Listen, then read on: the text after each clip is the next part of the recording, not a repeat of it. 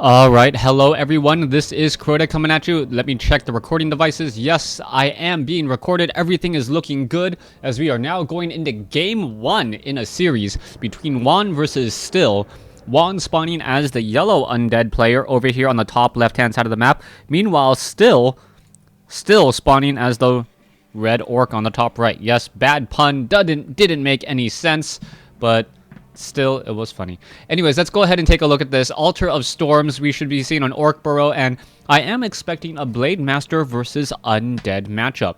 Now, as a couple of the comments from my previous casts, once again, I want to thank you guys for commenting and liking the videos. I know some of you guys out there have purposely created accounts and made a comment just for me.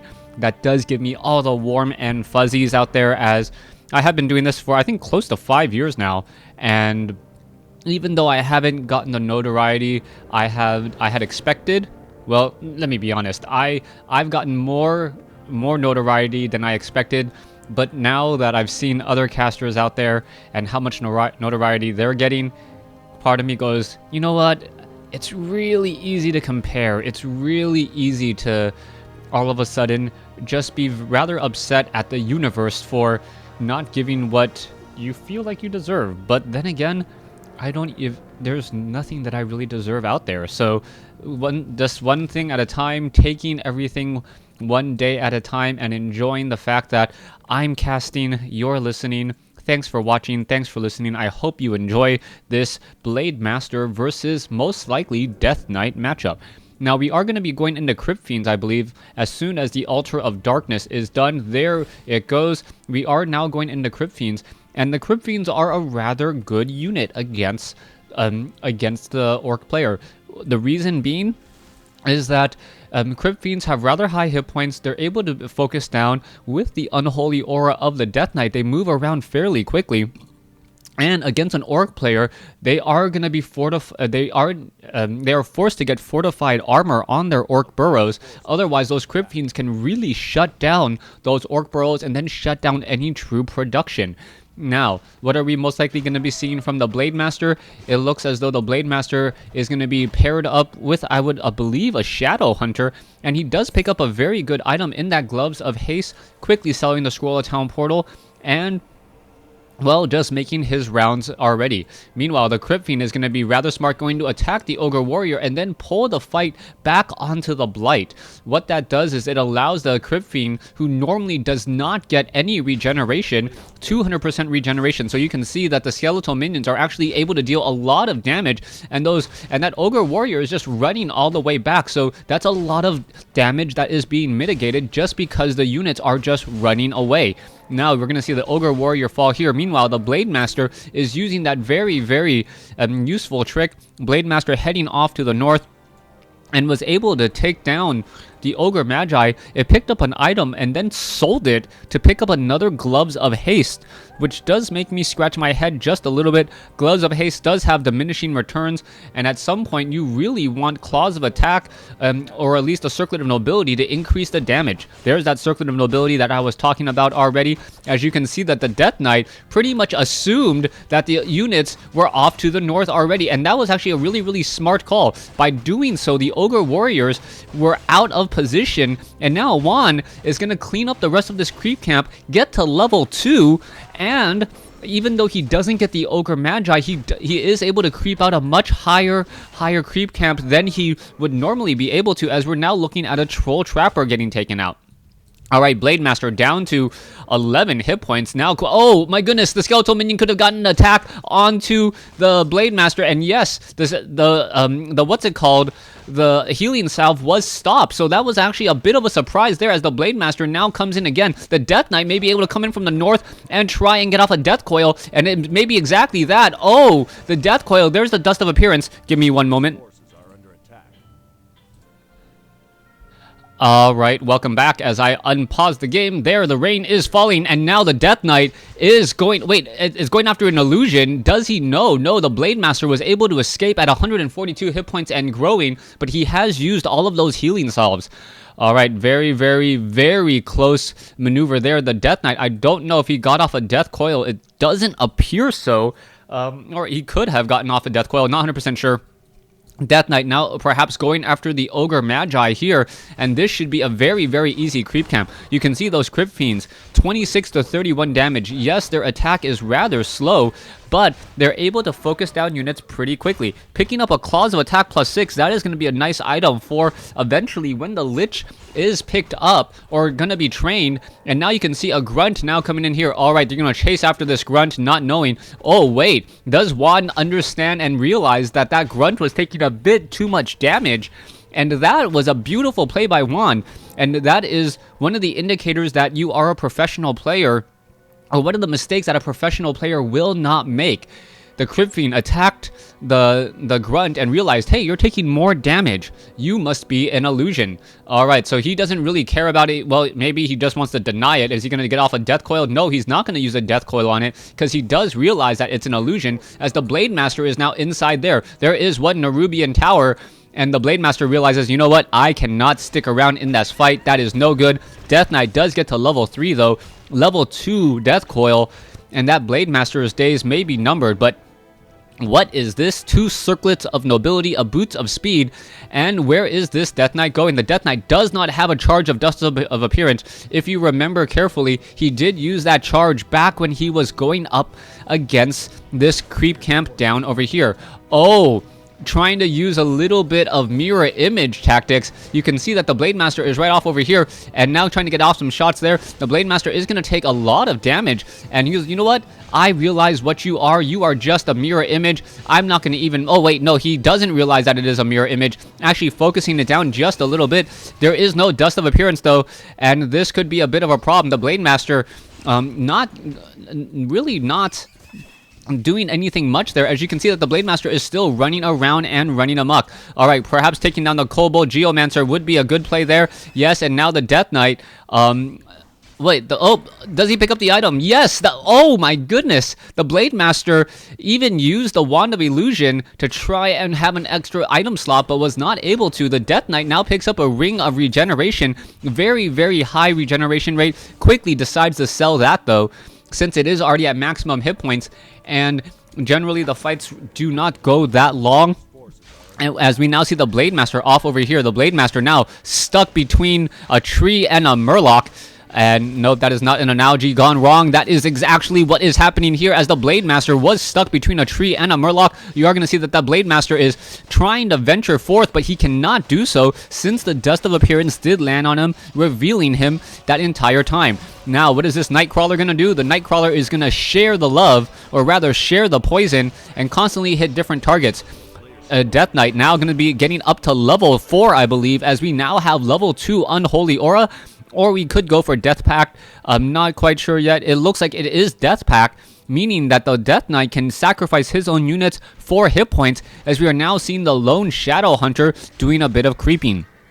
Taking a look at the base, no real big surprise here. One Bestiary, one Spirit Lodge.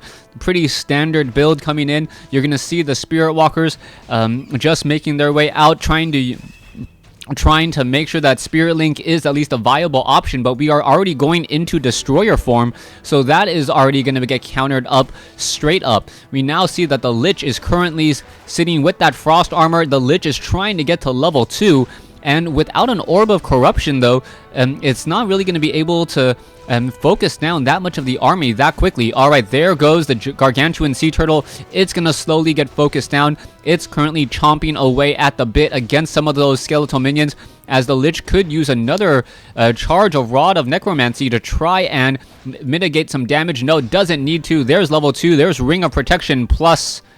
Is that really Ring of Protection plus 6? How is... That might actually be a Ring of Protection plus 6. Wow. Alright, 34% damage reduction on the Lich, which means that... Wait, no, the Frost Armor, it's Ring of Protection plus 3. Alright, I was going to be like, wait, what's going on here? Blade Master now attempting to take down a Ziggurat, and it is doing a good job there. There is the cancellation, as the Blade Master now simply slips through, and there's a Dust of Appearance. Is the Blade Master going to get Frost Nova? Oh, this could be very bad news. Are we going to see a Death Coil? The Death Coil could go off. No, I believe the Death Knight had already Death Coiled initially, and there was also a Potion of Lesser Invulnerability. The Blade Master is still running away. and still gonna perhaps regroup here. All right, the Shadow Hunter, no big surprise, already up to level 3. The Gargantuan Sea Turtle now trying to walk back to its creep camp, and this is just a really abuse of the AI. That Gargantuan Sea Turtle is like, you know what, I'm too far away from home, I should really start walking back, and I can't walk back. I can't walk back. I can't walk back. I can't walk back. I can't walk back. Oh, I'm dead. And I didn't deal any damage whatsoever. Very effective tactic for Orc players, as Orc players do have that ensnare. And for the 3rd time in a week, we are getting the Goblin Alchemist. I don't know what that Goblin, the Alchemist, has done to the professional players of WarCraft 3. Perhaps mixed in something into a brew, but players are getting very happy with that Alchemist as of late. We'll see what ability that the Alchemist used. It was not Chemical Rage. That's the name of the ability that I was thinking of yesterday. It was not Chemical Rage, since he wasn't attacking that quickly. One of the interesting things about the Goblin Alchemist is the fact that the Goblin Alchemist is the only melee hero that comes with an inherent anti-ranged air attack. Yes, the Death Knight can get it if it has the Orb of Corruption, things like that. But the Goblin Alchemist already has an anti-air attack, and with Acid Bomb is extremely effective against Wyverns. Why?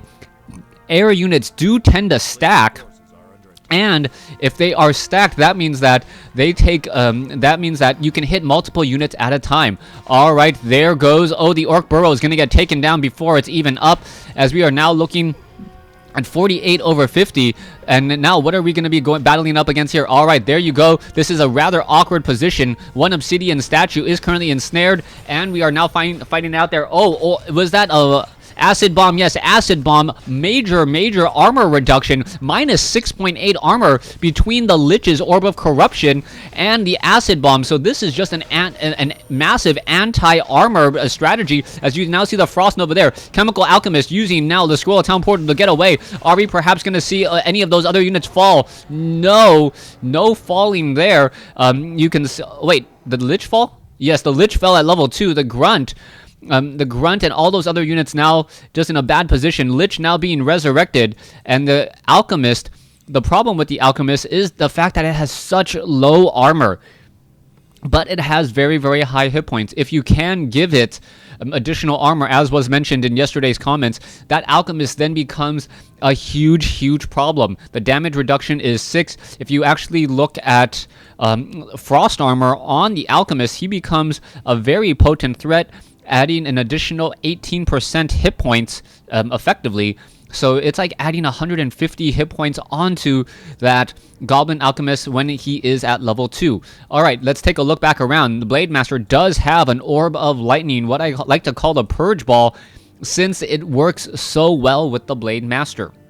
The Blade Master, you essentially give it an additional +5 attack, the ability to attack air, the ability to deal extra damage to summons, and temporarily ensnare a target when you hit it so that it can't move. That is extremely effective, as the Blade Master now wanders inside here. That is not going to be a good position. Oh, no Dust of Appearance, though, as the Blade Master now wanders out. 2 potions of invulnerability. Not quite sure what that is about, as we are now looking at perhaps the Alchemist looking to gain some extra experience. No extra experience available on the board, as you can see, as every creep camp except for the bottom right one here, and only 2 or 3 creeps are left. Goblin Alchemist, if it wants to level up, will have to do it the old-fashioned way by beating up his opponent's army. Alright, are we going to see? Yes, there is another destroyer, as an Obsidian statue is now joining in on the fight, and we should be getting some Essence of Blight and Essence of Mana. We really need mana on that Lich, otherwise Frost Armor and Frost Nova is not going to be in the books. Still now setting up an expansion here at the bottom right hand expansion location. One watchtower with fortified armor going to be effective, as the Blade Master may try to rush in here. All right, there is some absorbed mana, as the destroyers have a lot of mana in this upcoming fight. Speed scroll now, there you go, there's the engagement, and the destroyers are going to have a tremendous amount of mana to try and take down those all of those headhunters. All right, you can see that the one destroyer is getting focused down rather quickly, and the Blade Master doing a great job there. It's not going to be able to be healed, but the destroyers are actually still focusing down a lot of units by using a little bit of extra splash damage, and the Blade Master trying to focus down the air units. It's actually absorbing up a bit of damage, since the destroyers can devour magic and get some hit points back off of that Spirit Link. All right, that one destroyer down to 219 hit points. It looks like it will get taken down finally. And as the dust settles here, we now see our Death Knight versus Death Knight versus Blade Master, as the Blade Master falls at level 4. Not quite sure how that happened. Perhaps the attack had gone off just moments ago, as the Death Knight is gonna perhaps go after some more units here. All right, still tremendously chasing, trying to head over to the tavern, trying to pick up that Blade Master, and instead, healing spray now being used pretty much only on the Death Knight, since the Death Knight is the only low hit point unit. Alright, leading the charge here, the Death Knight does have level 1 Unholy Aura, could Death Pact out a Crypt Fiend if it wanted to. And you can see that this one watchtower quickly gonna come in, and there's the ensnare. Blade Master is a little bit of trouble. Death Pack, as we now see, Acid Bomb going down as well. So far, all the units are now backing off. I believe the Acid Bomb was what actually took down the Blade Master, as we now see another disenchant there. All right, there goes a Raider, unable to catch up to any of those units. We are still fighting this out here. Very low hit point Crypt Fiend is currently burrowed, as the Lich now currently ensnared, but with Frost Armor going to be looking pretty strong. There's a healing wave. Lich is in a bit of trouble. Is it going to get taken out? And there's another Death Coil. And still, the Lich is just alive ever so barely, but no, is not going to make it out. So far, both sides are still fighting it out here. The army of the Undead rather weak now, especially without that Lich, without the Frost Armor, and the Blade Master takes the game after a quick resurrection. Really, the story was the additional gold for a larger army. Our largest army, units produced 60 versus, 35 units produced was also some of those skeletal minions. You cannot just look at the units produced tab. Anyways, still taking game 1 in this series. Thanks for watching. Thanks for listening. Hope you guys enjoyed game 1. Please stay tuned for game 2.